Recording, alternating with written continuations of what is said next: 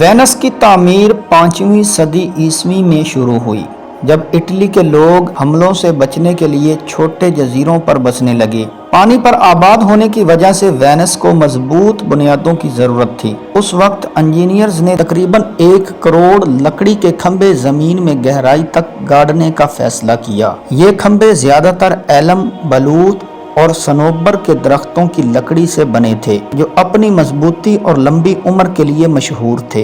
लकड़ी के खंभे जमीन में दंसाने के लिए इंजीनियर्स का पहला कदम जमीन को पानी से महफूज जगहों में तकसीम करना था, ताकि नहरें बनाई जा सकें। खंभों को एक दूसरे के बहुत करीब गाड़ा गया ताकि बुनियादें मजबूत हों। इन खंभों की ऊपरी सतह पर पत्थर की एक तह बिछाई गई, जिसे आइसोला कहा जाता है। इस तह पर बाद में मुख्तलिफ इमारतें और महल तामीर किए गए। चूंकि ये खंभे पानी के नीचे हैं और मिट्टी के अंदर दंसा दिए गए थे, इन तक ऑक्सीजन नहीं पहुंच पाती, जिसके बाइस गलने या सड़ने का अमल नहीं होता। वेनस के खंभे समुद्री पानी में डूबे होने की वजह से कुदरती तौर पर महफूज रहते हैं। नमकीन पानी लकड़ी को सड़ने से भी बचाता है और इसमें मौजूद बैक्टीरिया और फंगस भी लकड़ी को नुकसान नहीं पहुंचाते।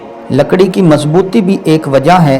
एलम और बलूत जैसी लकड़ी की नौइयत भी अहम थी, क्योंकि ये लकड़ी मजबूत और देरपा होती है। वेनस की मशहूर इमारतें जैसे कि senate marks, basilica, doses palace और नहरी पुल रियाल्तो सब इन्हीं खंभों की बुनियाद पर कायम हैं। ये नहरें शहर को नकलो हमल में सहूलत फराहम करती हैं और अपनी खूबसूरती के बाइस सयाहों के लिए एक अहम मकाम है। आज वेनस को समंदर की बढ़ती हुई सतह से खतरात का सामना है, जो कि लकड़ी के खंभों और इमारतों की बुनियादों को मुतासर कर सकता है। इसके अलावा माहौलियाती तब्दीली और पानी के मेयार में कमी वेनस की बुनियादों को नुकसान पहुंचा सकती है, जिसकी वजह से हिफाजती इकदामात पर गौर किया जा रहा है। दोस्तों, वेनस की ये लकड़ी के खंभे 1200 साल गुजरने के बाद भी अपनी जगह पर कायम हैं और इंजीनियरिंग के शाहकार की उम्दा मिसाल पेश करते हैं। ये तामीराती ढांचा इंसानी सलाहियत, अक्ल व दानिश और तकनीकी महारत का मुंह बोलता सबूत है।